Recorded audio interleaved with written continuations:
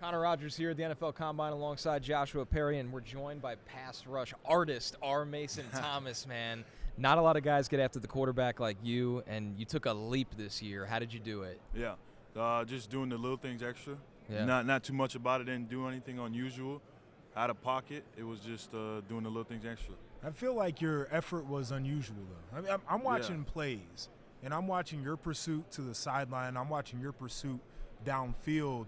Where does your desire to get to the ball on an extra effort play come from? Yeah, that's our motto for our defense. We want to be physical and we want to be relentless. And then, it's hard to walk. It's hard to jog. It's hard to sprint. You might as well sprint. So I don't do all this conditioning for no reason. Right. You better use it. So it's going to get hard. You just might as well do it. Yeah. So we got to ask you, you have a unique name. Yeah. R. Mason Thomas. What is the origin of your first name? Yeah, so I hope I get the story right on NBC, but basically my mom has a lot of R names on her side of the family, and like almost every male is named R. My uncle, her brother, he wanted to name his son after him. He's 12 years younger than me, but I was the firstborn out of their siblings, so she wanted to keep the R going, so she put a capital R space capital M Mason. That's my first name, R Mason, but my uncle ended up naming his son Ransom. His name is Raymond, so I guess it all worked out. So we're keeping the R going, and I haven't talked about how am I going to continue this, so I haven't got to that point. So who knows? If I have a girl, I don't know how to. You have a big decision to make. I don't know how to. Is it going to be an R name? Is it just going to be R and then a name? I haven't really set the R until junior year of high school. A lot of people that if anybody out here calls me Mason, they probably knew me before junior year of high school. That's interesting. Yeah. So what made you go with having the full name then, putting your full first name? Yeah, it's just like that's my name. It's like people ask about it all the time. I'm like, I might as well just say it. My family doesn't even say it. They say Mason. Huh. Yeah. Wow. I mean, I had heard bits and pieces of this story, but hearing it from you, I think it's a unique thing. And personally, I'm glad that you've embraced going with the R. Mason because it's what your parents named you. Yeah. It's what your name is. I certainly do appreciate that. All right, so take me through your mindset right now. How is it different than when you're in season? Like you're training for a different thing, obviously, but where's your mind at right now? Yeah, right now, you want to test good, you want to test well, you got to put yourself in the best position. So my mind is not necessarily on football movements right now. Yeah. It's more on straight line running. D-line don't really straight line run for 40 yards in general, but to test well, you got to do it. So, I'm not really focused on I don't have to go through a film study process. Like I still look at things I want to correct, but I don't have to necessarily look at other opponents on film. But yeah, it's just really testing, getting the body right. What's the day-to-day training like then for you? Because you go from just nonstop football to like, okay, now I got to get this technique right, or I'm training with these guys, or even down to diet. Yeah, diet's a big one. Oh, man, we've heard a lot of that here. Yeah, diet's a big one. It wasn't always like that. Now it's like every single meal. These dudes are like miserable. Yeah. No, but at Proactive, that's where I've been training at, Westlake, California. They do a great job of like variety in the meal, making sure it's clean and lean, but still good.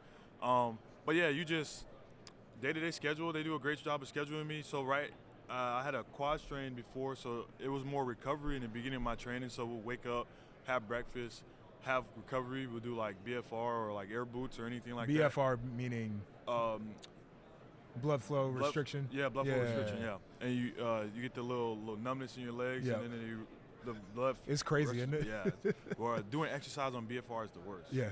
Yeah, that's horrible. It make like a 20-pound weight feel like it's 100 pounds. Oh. Yeah. So you're basically like squatting 500 pounds, but your muscles think it's 500 pounds, but you know it's not. Right, building up resistance. That hurts. But you do the training, the 40 training.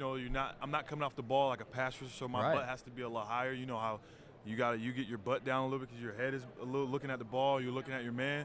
So all that you got to push and then come back. I don't necessarily have to do it in football, but a lot of things you have to change because you're not doing football stuff. But yeah, you do the 40, you're lifting a lot more now, so the weight, you get a lot of soreness has to come out in the beginning. Right. So yeah. You seem like a guy who you've got a good thought process. So take me through the process of a great rusher. When you go out there, first snap, how are you setting things up, and then how are you adapting your rush from that point forward? Yeah, you all start from the film. It all starts on a Sunday. You win the game before the game is won. Yeah. So right now I'm looking at tendencies. I'm looking at whatever I can to know when it's run or pass. And then you look at the tendencies in the whole offense in general. So like a team like Missouri, like if they had a run for 1 yard or less, it was kind of 80-some% pass. So I don't have to worry about the run. I just did half the battle there. So I have to worry about get off and this. I don't got to worry about sticking my hand in my hands in his face because it's not run. Right. Like even though he's giving me a run key, it's not run. You're not fooling me. Right. Yeah. So my thing is speed. My whole thing is predicated off of speed. I get off the ball. That's what I have to do. It's a living. It's not a want to. It's a need. It's like a necessity because I'm not a big guy. I'm not 280. I'm not 265. I'm 250. So, you know, some science behind it. Mass time acceleration equals force. So I got to generate more speed since my mass is a little bit lower. So I get off the ball. I have a spot. Coach Davis, my position coach, taught us this spot where it's 1 yard outside the tackle, 4 yards deep, and I run that track to that spot. Try to beat him to the spot. So if he wants to overstep that line, then it's usually that counter move because you have that 5 yard distance against the quarterback. So if you beat him inside clean, it's going to be hard for him to recover. Right. If he wants to meet me kind of towards that 45-degree set at that spot, you know, usually want to beat that outside hand. You know, for guys that want to stay square, don't try to turn their shoulders, you beat the outside hand, it's over with because you still got big separation. Now if those guys that want to step back because they're scared of your speed, they want a vertical set and they punch wide, they're giving up all this. So you don't stop your feet. If your feet die, you die. Yeah. So time or space equals time and time equals money, so you want to take away all the space you can. So you don't stop your feet, you run your track, you never let them take you off your track, and you go attack that. And the more reps you do it, the more simpler it becomes, the more I spit it out faster. I love it, though. Freshman year, I couldn't spit it out like this. No, I mean, but it's a big deal, though, to be able to articulate how you get to the quarterback. Yeah. It's something that I think a lot of people are just like, oh, well, that's a fast guy. Like, all he's doing is just bending the corner. There's so much more to it. There's so many more layers. The idea of doing the research to get there, it all makes a lot of sense. Especially the quarterback. Yeah. The way they drop affects. I learned that the hard way. No doubt. They didn't drop back as far as on some games. Yeah, I know. Some of these guys like to just like straight backpedal back too.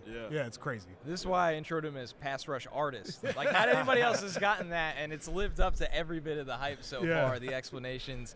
Do you have a favorite alignment then? I feel like from a wide nine, you'd be an absolute menace. Yeah, I learned most of the time. The tight alignments don't necessarily work for me. Yeah. Just because our defense, we don't necessarily take inside moves like we can if we want to because we blitz a lot. You know, that's Coach V's philosophy. So you line up wider to, you know, have that time to then if you want to take the inside move, it'll be open once you get at quarterback depth. Right. So, but yeah, if you have a one-on-one or like just an island and you get to dictate where you go, then a little bit tighter than a wide nine, but majority of the time it's wide. You want to get speed to build up speed. Anybody NFL teams ever ask you about kind of that transition from your defense where, you know, your coach is a mastermind to, you know, some of the more traditional defenses you see in the NFL? Yeah, I think my coach does a really good job of stressing us. We have like 70 plays going into a game. Yeah. Like legit, like literally the day one install is always in. We call them Mau-Maus. They're always in. Like it don't matter what kind of situation. So you know those plays, but I hear I got some old teammates that are in the league. I hear it's not as stressful when you get in the league. They want you to play fast. Right. So it may not be as stressful as what I'm coming from, but that just sets me up for if it's less stressful, it is. If it's just the same, it's good. If it's more stressful, I'm prepared. Yeah. So what do we get to do away from football? It feels like you have that down pretty well so far. What do we get to do in the free time? Yeah, I mean, we bowled a lot in Norman, Oklahoma, College Town. Yep. Yeah. So at one point, we were bowling 6 days out the week. Really? Yeah. Did you have your own ball? Yeah, I got 2 balls. Shoes? Yeah. Shoes, the whole Shoes deal? too. Yep. I love it. So what's the average score for you? Yeah, average is like, I've been on the downside. It's been like 160, I get into 180, something like that. Now, you're bowling too much to still be in the 160, 180. Well, that's average, though. You got to take – Okay, I started rolling like 110. Okay, all right. You know what I mean? Fair enough. But my highest is 214. Okay, all right. Yeah. All right. Not all that, because I got a teammate that bowled 284. See, I like this. So you said 2 balls. Yep. You got shoes. And 6 days a week at one point. Almost got a wrist brace, but the wrist got stronger as you bowl. Yeah. My goodness. Yeah. Man, we got to get you on the PVA tour. If it lines up right with the NFL season, we got a shot. Man, R. Mason Thomas, it's been a lot of fun talking to you, man. We can't wait to see you at the next level. Thanks for stopping by. Appreciate y'all. Hi, I'm Mike Tirico, and thanks for watching. Make sure to hit subscribe for the latest news and highlights from NBC Sports.